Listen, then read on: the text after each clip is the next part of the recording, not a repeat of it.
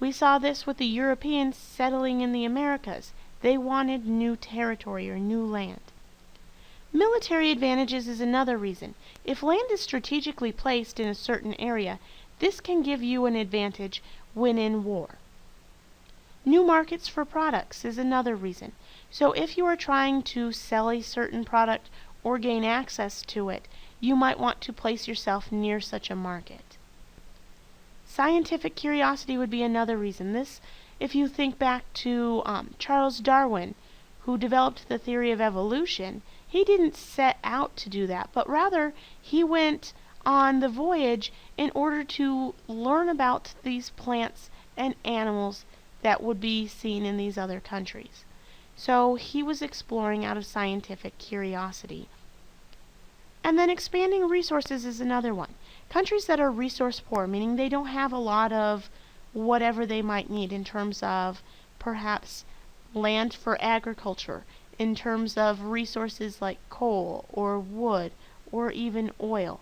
Countries who are lacking those things might decide that they need to go explore to try and find new territories that would allow them to gain access to those resources. The Chinese have had several advancements over the years compared to others.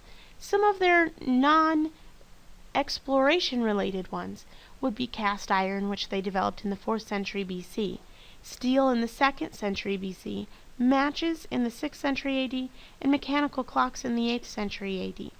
These are all inventions that the Chinese had for centuries before anyone had such a thing in Europe or the rest of the world. Now if we focus on the sailing and navigation achievements, the Chinese had several of these as well. Now the reason that they had to come up with a lot of these is there is a huge difference between coastal travel and transoceanic travel. With coastal travel, boats don't need to be nearly as large. They're not going that far from land, so they're not encountering as difficult of seas, and they don't even need to be able to carry as many resources because they're close enough to land that they can easily dock in a town or in a harbor when they run out of supplies, resupply, and then go back to sea. In order to make sure that you can travel across the ocean, though, you need to have a ship that can stand up to high seas, that can carry large amounts of supplies so that you have enough fresh water, so that you have enough food when you're hundreds of miles away from the coast. You can't just stop and get more if you run out.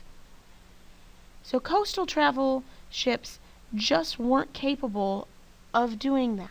So in order for a nation to be able to participate in transoceanic travel, so in order to go from, say, Europe to the Americas, they would need to have much bigger, much stronger boats.